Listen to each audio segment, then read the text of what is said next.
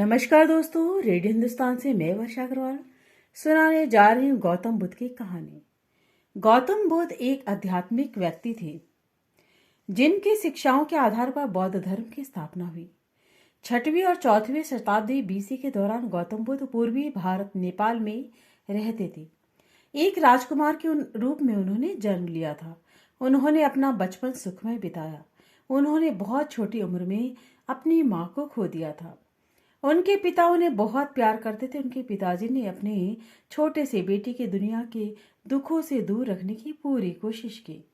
जब गौतम बुद्ध बहुत छोटे थे तब कुछ बुद्धिमान विद्वानों ने भविष्यवाणी की थी कि बड़े होकर ये एक महान राजा बनेंगे या फिर एक प्रसिद्ध आध्यात्मिक नेता। उनके पिता को उम्मीद थी कि उनका बेटा एक दिन महान राजा बन जाए। राजकुमार को सभी प्रकार के धार्मिक ज्ञान और बुढ़ापे, बीमारी, मृत्यु आदि की अवधारणाओं से दूर रखा गया। एक बार गौतम बुद्ध एक रथ पर बैठकर शहर के भ्रमण के लिए यात्रा पर निकले। तब उन्होंने एक बूढ़े आदमी, एक बीमार आदमी और एक लाश को देखा। यह सब देखकर उन्हें इस दुनिया के लोगों के बारे में एक नया ज्ञान मिला, जिसने उनके मन में कई प्रश्नों को जन्म दिया। और राजकुमार ने स्वयं ही जल्द ही खोज की यात्रा पर जाने के लिए अपने सभी सांसारिक सुखों को त्याग कर दिया। आखिरकार कई वर्षों के कठोर चिंतन ध्यान के बाद उन्हें वह ज्ञान प्राप्त हुआ और वह बुद्ध बन गए। गौतम बुद्ध की शुरुआती जिंदगी के बारे में कई जानकारी रहस्य में है। ऐसा माना जाता है कि उनका जन्म वह 6वीं शताब्दी नेपाल लुम्बिनी में हुआ। उनका बचपन का नाम सिद्धार्थ था। वह एक राजकुमार के रूप में पैदा हुए थे। उनके पिता का नाम राजा सद्दोदन था, जो कि शाक्य नामक एक बड़े कबीले के नेता थे, और उनकी माँ का नाम रानी माया था। उनके जन्म के तुरंत बाद उनकी माँ की मृत्यु हो गई। जब सिद्धार्थ एक छोटा लड़का था तो कुछ विद्वान संतों ने भविष्यवाणी की कि यह लड़का या तो एक दिन महान राजा होगा या एक आध्यात्मिक व्यक्ति होगा। उनके पिता सिद्धार्थ को एक महान राजा बनाना चाहते, इसलिए उन्होंने उन्हें विलासिता की गोद में उठाया और उन्हें किसी भी प्रकार के धार्मिक ज्ञान से दूर रखा। उनके पिता सिद्धार्थ को मानव जीवन की कठिनाइयों और दुखों के बारे में जानने देना नहीं चाहते थे, क्योंकि उन्हें डर था इस तरह के ज्ञान से उनका पुत्र आध्यात्मिकता की ओर बढ़ सकता है। इसलिए उन्होंने अपने बेटे को आध्यात्मिकता से दूर रखने के लिए बहुत सावधानी बरती, किंतु उन्होंने अपने बेटे की उम्र बढ़ने और मृत्यु जैसी प्रक्रियाओं के ज्ञान से भी उन्होंने दूर रखा था। पूरा जीवन को अपने महल तक सीमित रहने के कारण युवा सिद्धार्थ उत्सुक हो गए और एक सारथी से शहर के भ्रमण पर निकल पड़े। शहर में यात्रा करते समय वह एक पुराने अपंग व्यक्ति, एक बीमार आदमी, एक मरे व्यक्ति को उन्होंने देखा जिसके पास घर नहीं था। उनके पास गए। इन जगहों ने उन्हें चौंका दिया, क्योंकि उसे बीमारी, बुढ़ापे, मृत्यु और तप की अवधारणाओं के बारे में कोई पूर्व ज्ञान नहीं था।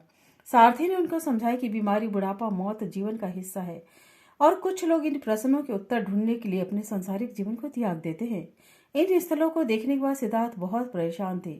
महल जीवन की भरपूरता में अब उनकी कोई दिलचस्पी नहीं थी और उन्हें एहसास हुआ कि उन्हें अब अंतिम सत्य की तलाश करना है। 29 साल की उम्र में सिद्धार्थ ने अपने महल परिवार को एक सन्यासी जीवन जीने के लिए त्याग दिया। उन्होंने सोचा कि आत्मत्याग कर जीवन जीने से उन्हें वह जवाब न मिलेगा जो वह तलाश कर रहे हैं। अगले 6 सालों तक उन्होंने और अधिक तपस्वी जीवन जिया। इस दौरान उन्होंने बहुत कम खाना खाया। उपवास करने के कारण वे बहुत कमजोर हो गए थे। इन वर्षों में उन्होंने 5 अनुयायी भी प्राप्त किए, जिनके साथ उन्होंने कठोर तपस्या का अभ्यास किया। इस तरह के एक सरल जीवन जीने के बावजूद और खुद को महान शारीरिक यातनाओं के अधीन करने के बावजूद सिद्धार्थ वह जवाब पाने में असफल थे जो वह ढूंढ रहे थे।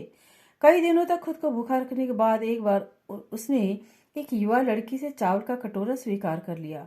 इस भोजन को प्राप्त करने के बाद उन्होंने महसूस किया कि इस तरह के कठोर भौतिक बाधाओं में रहने से वह अपने आध्यात्मिक लक्ष्यों को प्राप्त नहीं कर पाएंगे और संतुलन का मार्ग चरम आत्मत्याग की जीवन शैली जीने से बेहतर था। हालांकि उन्होंने अपने अनुयायियों को यह विश्वास दिलाया कि उन्होंने अपने आध्यात्मिक खोज को छोड़ दिया।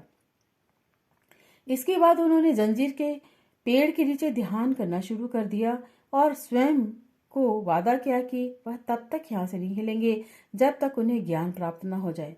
उन्होंने कई दिनों तक वहां ध्यान किया और अपने पूरे जीवन को, शुरुआती जीवन को और अपने विचारों को देखा। 49 दिनों के मनन के बाद आखिरकार वह उन दुखों के सवालों के जवाब का एहसास हुआ उन्हें, जो वह कई वर्षों से ढूंढ रहे थे। उन्होंने शुद्ध ज्ञान प्राप्त किया। उस ज्ञान को उस क्षण में सिद्धार्थ गौतम बुद्ध बन गए, वह जो जागृत है। अपने आत्मज्ञान के समय उन्होंने पीड़ा में रहने के कारण पूर्ण रूप से अर्थ दृष्टि प्राप्त की और इसे समाप्त करने के लिए उन्हें आवश्यक कदम उठाए। और उन्होंने इस चरणों को 4 नोबल सत्य का नाम दिया। कहते यह है कि शुरू में बुद्ध दूसरों के लिए अपने ज्ञान का प्रसार नहीं करना चाहते थे, क्योंकि उन्हें शक था कि वह क्या आम लोगों की शिक्षाओं को समझ पाएंगे। लेकिन तब देवताओं ने की राजा ब्रह्मा ने बुद्ध को सिखाने के लिए प्रेरित किया और बुद्ध ने ऐसा ही किया। वह डिस्पतना के डियर पार्क में गए, जहां उन्होंने उन 5 साथियों को पाया जो पहले उन्हें छोड़ चुके थे। उन्होंने अपना पहला धर्मोपदेश यहाँ दिया, जो लोग वहां इकट्ठे हुए उनके सामने प्रचार किया। अपने उपदेश में उन्होंने 4 नोबल सत्यों पर ध्यान दिया: दुख, पीड़ा, समुदाय, दुख का कारण, निरोध, दुख से मुक्त मन की स्थिति और मार्ग, दुख समाप्त करने का रास्ता। उन्होंने आगे सबसे पहले मार्ग को समझाया। इस मार्ग में उन्होंने तृष्णा को सभी दुखों का कारण बताया। उन्होंने सिखाया कि सत्य नोबल 8 चौड़े पथ के माध्यम से मध्य मार्ग के मध्य में पाया जाता है। पथ में सही दृष्टिकोण, सही मान, सही भाषण, सही कार्रवाई, सही आजीविका और दूसरों के बीच सही सचेतन शामिल है। गौतम बुद्ध ने अपने पूरे जीवन की यात्रा इसी तरह बिताई। उन्होंने सज्जन से अपराधियों तक की एक विविध श्रृंखला को पढ़ाया। बौद्ध धर्म में गौतम बुद्ध एक प्रमुख व्यक्ति हैं। बुद्ध धर्म का धर्म अपनी शिक्षाओं में अपनी नींव रखता है। उन्होंने 4 नोबल सत्य दिए और बुद्ध धर्म की बुनियादी अभिविन्यास को व्यक्त करते थे। बुद्ध विचारों की एक संकल्पनात्मक रूपरेखा प्रदान करते थे और पीड़ा को समाप्त करने के लिए बौद्ध धर्म